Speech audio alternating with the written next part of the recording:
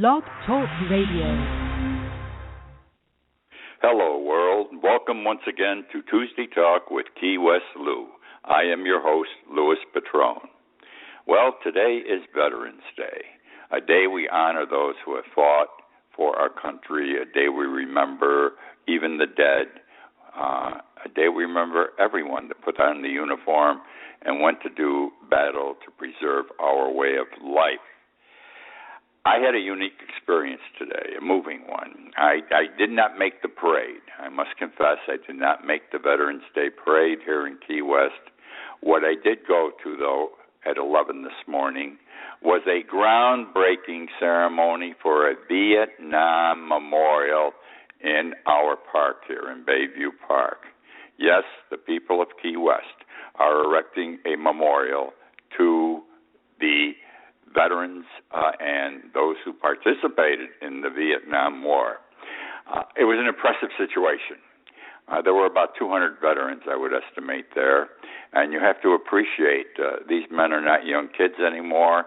They all had to be at least 60, some into their early 70s. They walked proudly about. A couple tried to put on the uniforms, but the stomach was a little large. Most of them were just dressed as they would normally here, whether in jeans and a sport shirt or shorts and a sport shirt. They were proud of what they did. Those who had medals had their medals on their chest, on a sport shirt. Some wore the hats that they wore while they were in the military. Many had the beret, like the Green Berets do, and were wearing those. Others were wearing Veterans of Foreign Wars type caps.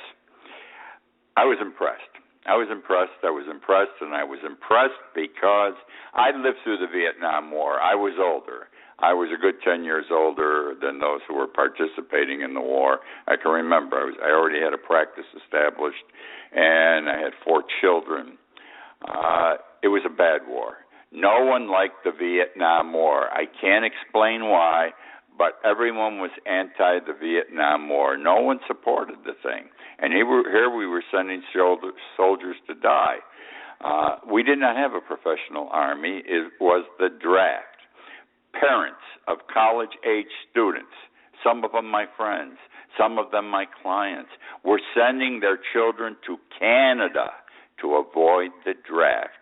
A crime in and of itself, and these young kids who now became adults could not return till I think it was President Jimmy Carter who issued a declaration that none of them would be held responsible and they could all return home. So no one liked this war, and people protested, but not protests like we have today. These were normal, civilized protests with adults and young people. I saw doctors and lawyers and college professors, much older than me, walking down the street, the main street of our community.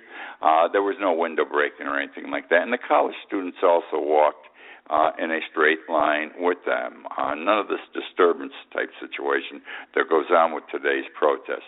And I was shocked when the people started protesting because, I remember World War II. And it was an item of pride for you to serve, and it was an item of pride for the family that their child was serving. But that didn't exist in the Vietnam War. No one liked the war. No one wanted their kids to go. So when these people came back from the war, the soldiers, the men and women who fought for the United States in Vietnam, they were not welcomed here. Nobody said, good job, glad you're home. Was it difficult? We felt bad for you. We worried about you. We prayed for you. No, you know how they were greeted?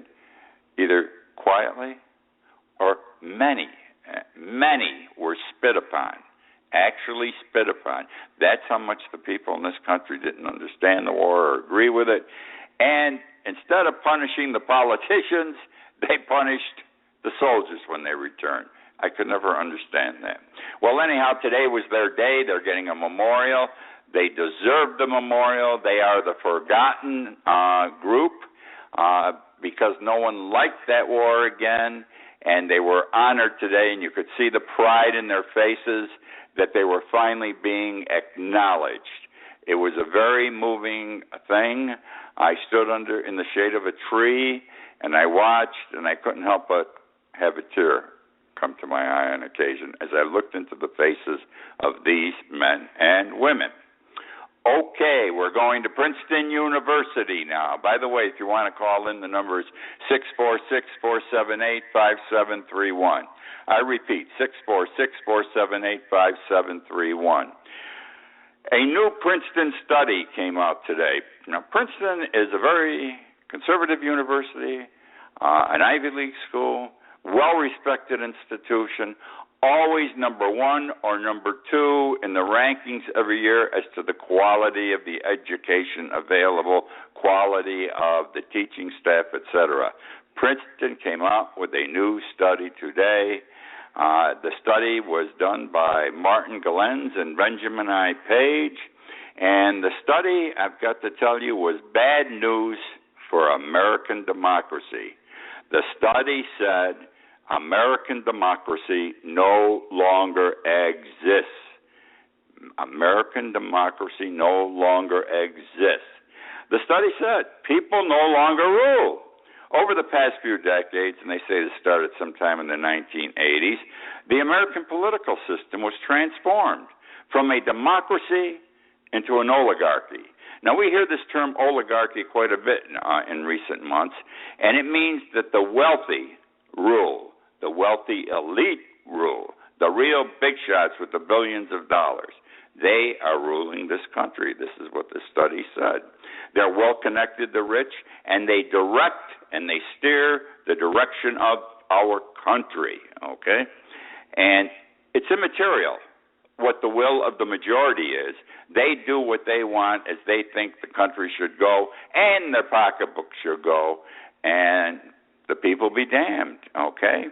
Now, the study further suggested, it stated, not suggested, that the average citizen has little or no power.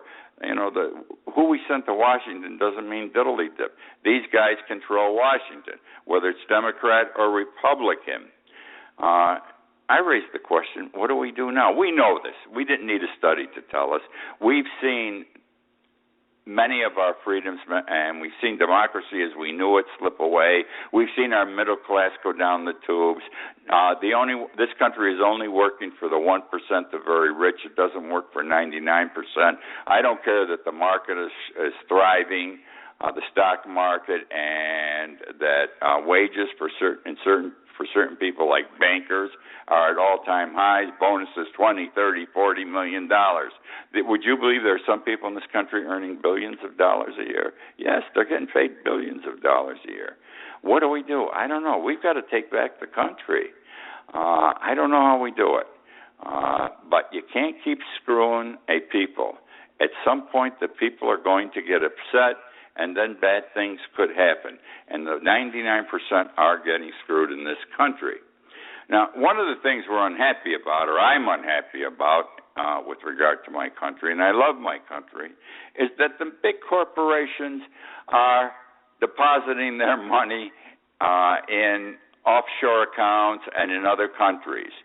They file some papers saying that they've reincorporated in a particular country that has a very low corporate tax rate, and that's where they put their money, in that bank. It was announced this past week that Pepsi-Cola, FedEx, and Procter & Gamble, big American companies, Pepsi-Cola, FedEx, and Procter & Gamble, in order to avoid United States taxes, have reincorporated themselves in the little country of Luxembourg in Europe. Luxembourg in Europe. Now, I can't blame them in a certain sense. Corporate taxes are too high in this country. We have the highest percentage or the highest rate of corporate taxes of any of the developed countries. And companies are in business to make money, and why give it to the government if you can save it for yourself and put it into an offshore account. What we have to do, and what they're doing is not illegal, because these guys made sure that Congress passed these laws and our president signed them that permitted them to dump their money in another country.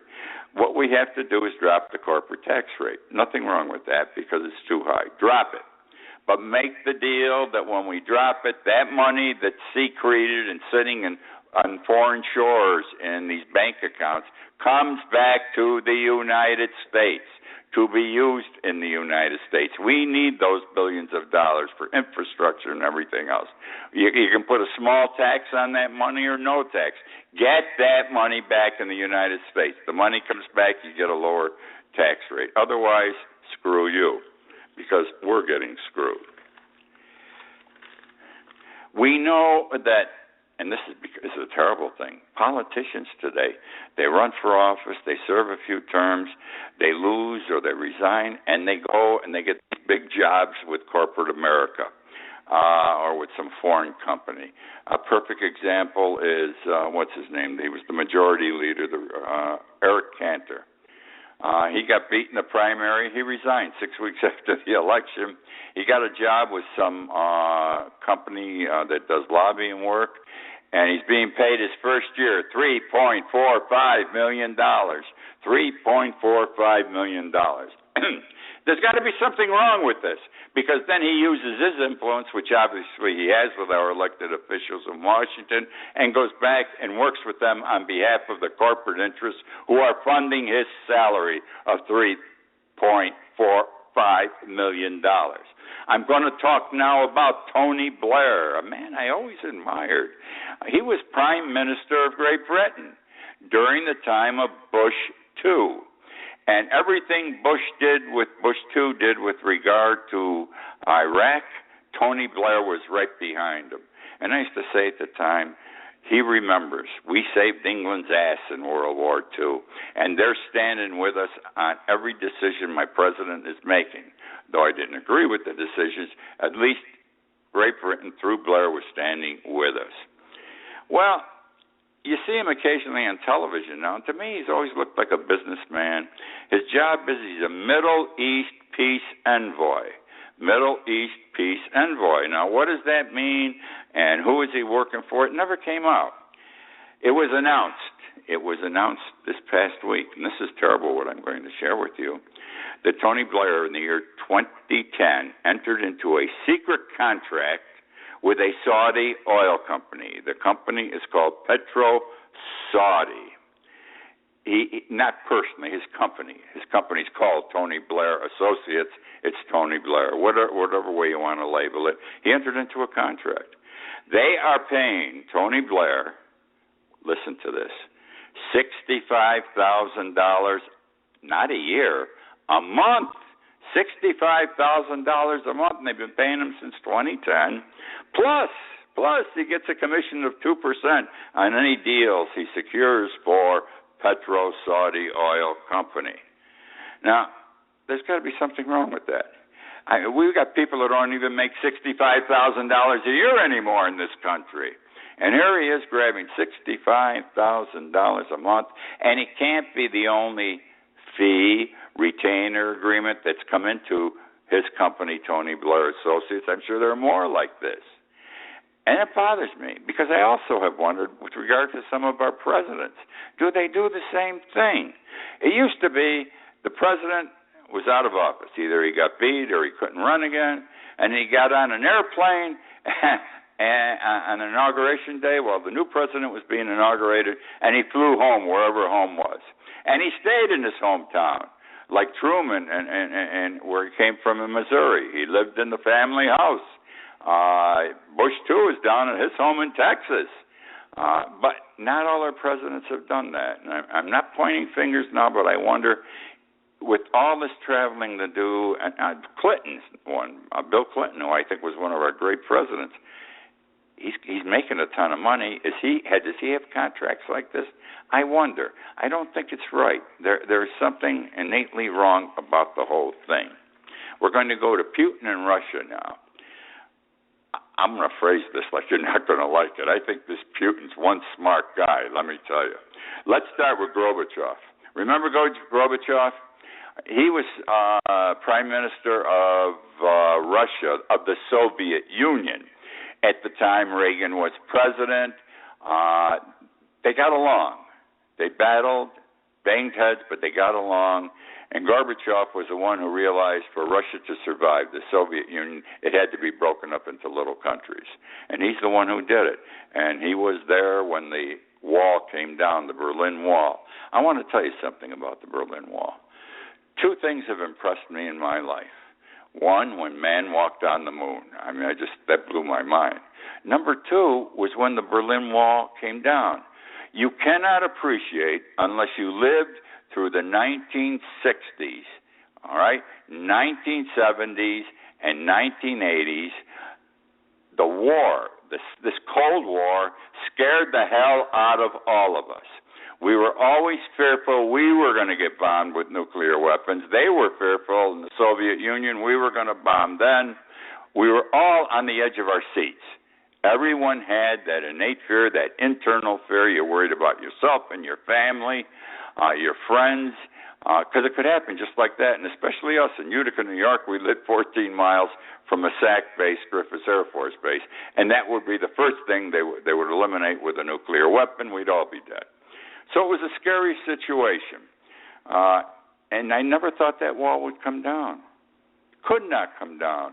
Russia was hard-ass about it. I mean, if anybody tried to take it down, we'd have a nuclear war. It never happened. The wall came down, and that impressed the hell out of me. Which brings me today to Russia. Russia today is not the Russia of yesterday. It was called the Soviet Union yesterday. It was made up of several different countries. Today, Russia is Russia alone. The Ukraine used to be part of it at one time. Albania was part of the Soviet Union. No more. These all became separate nations when the Soviet Union broke up. Well, Putin's getting the crap knocked out of him. It's the only way to put it. He went into the Ukraine. Obama got irritated. Other Western nations became irritated, many in the European Union. So they've imposed sanctions on Putin because he wouldn't pull Russia out of the Ukraine. He keeps sending soldiers in. They're not my soldiers. He lies to us all the time. At least I think he does. And things aren't working properly. And every time you think you got Putin behind the eight ball, he does something and he comes out on top. This guy is terrific. Now, he's a manipulator. He's a bully. But he gets things done the way he wants them. 6 months ago, it was announced that Russia and China had entered into this agreement. It was a 30-year agreement whereby Russia was going to build a gas line into China and supply China with gasoline for 30 years at a fixed price already. He did this while we're punishing him with sanctions. He turns around because gas is the biggest export Russia has. 75% of their economy depends on the exportation of gas. And he's got a new client, China. Oh, my God, what a customer that's going to be. So he got away with it. He did it, and he said to the world, you screwed me. Look what I just did. Now China, who's your enemy too, the free world, the United States, is now my buddy. We're doing business together a big time, okay? They got married.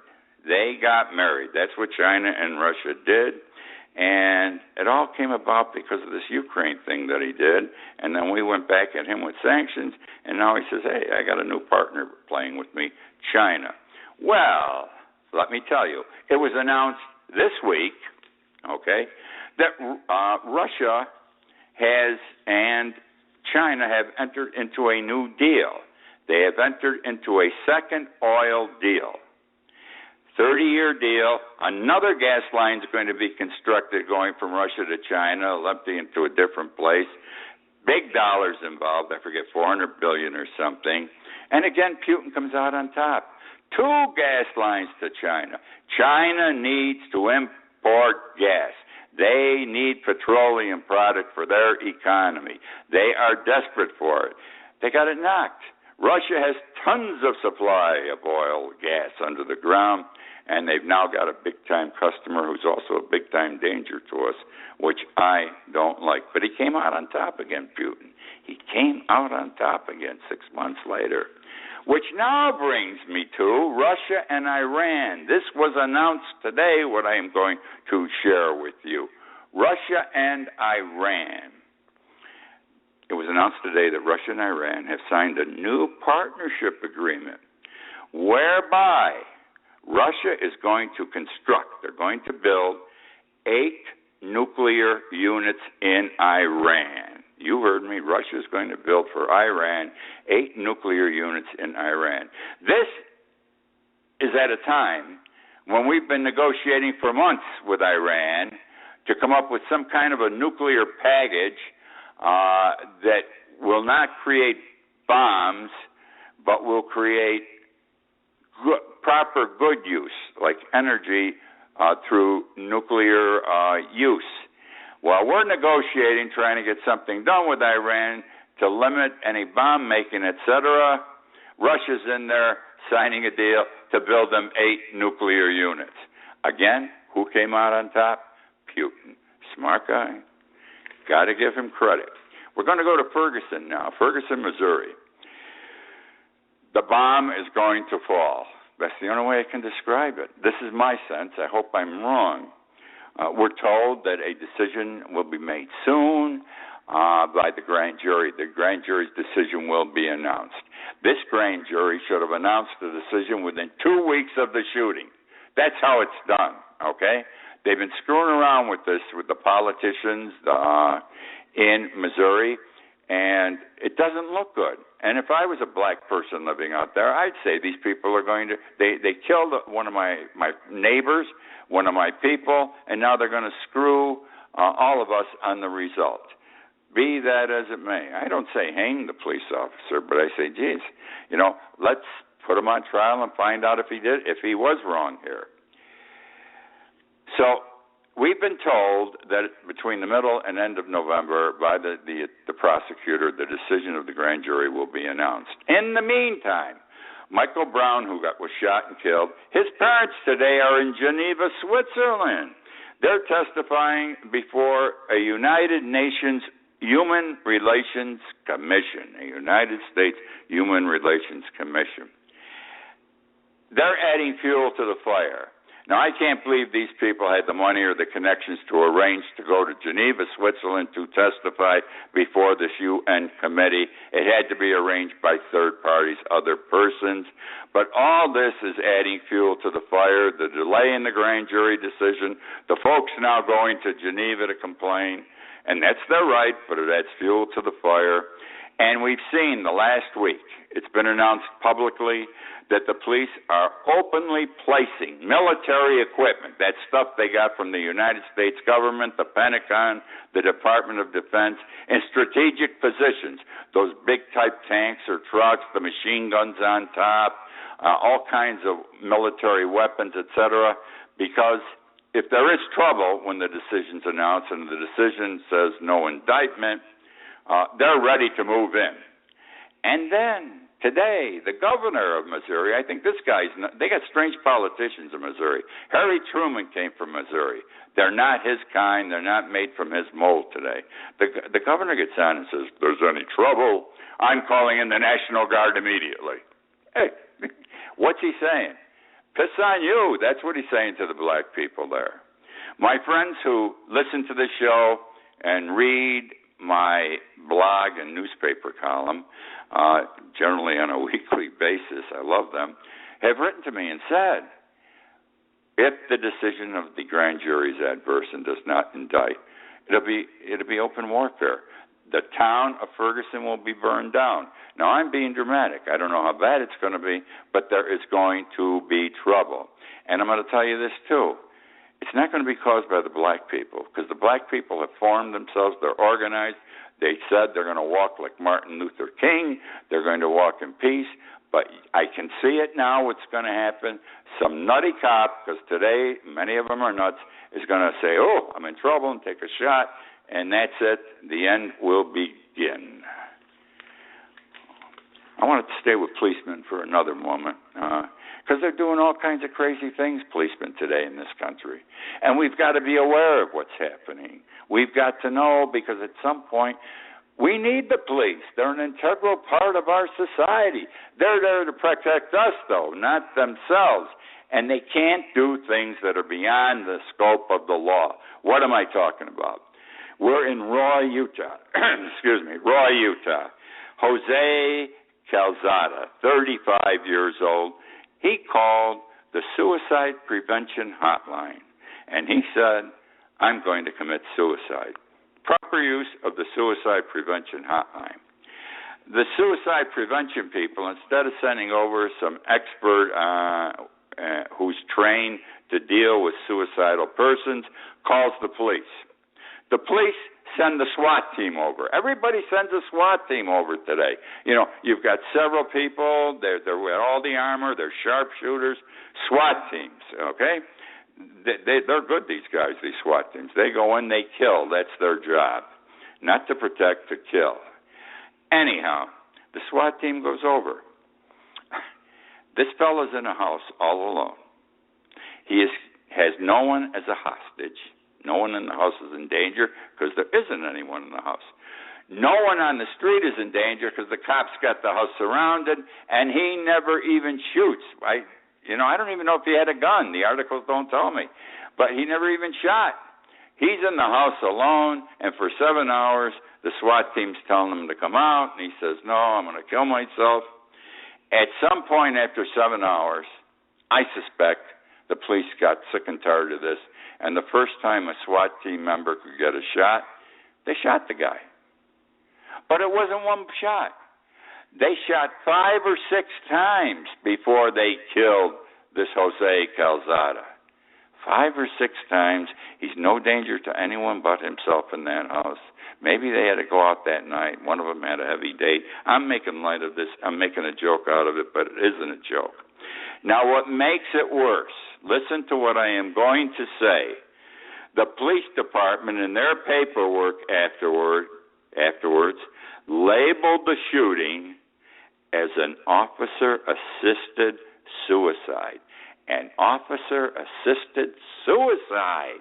That's like a doctor-assisted suicide in one of the 2 states right now where suicide is legal.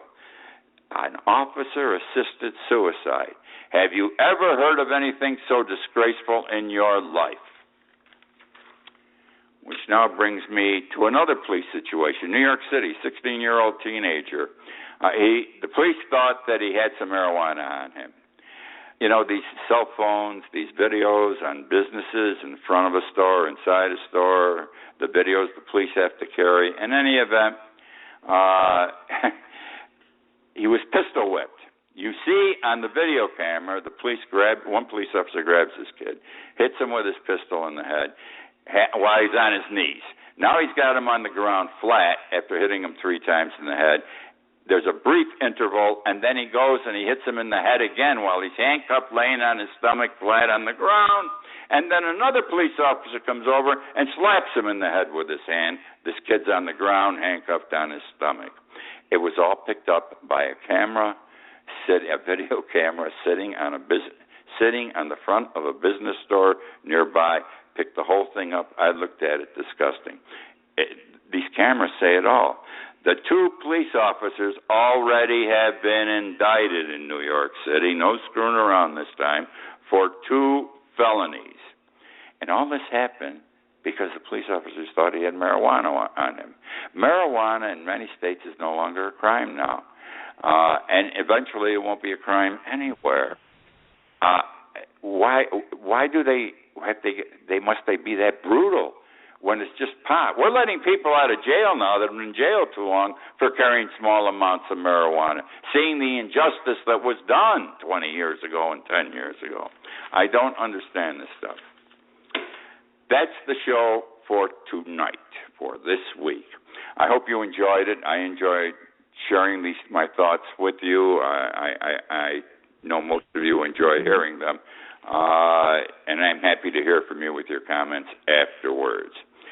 I appreciate that many of you listen to this show during the week, but not now on Tuesday evening. The show is archived. It's on Facebook and YouTube. Tuesday Talk with Key West Lou. I wrote a book. I keep reminding you, The World Upside Down. It's available on Amazon.com and BarnesandNoble.com. The World Upside Down by Louis Patrone. If you like this show, you will like my book. If you don't like my show, you will not like the book. Don't buy it. I thank you again for joining me this week and look forward to chatting with you again next week.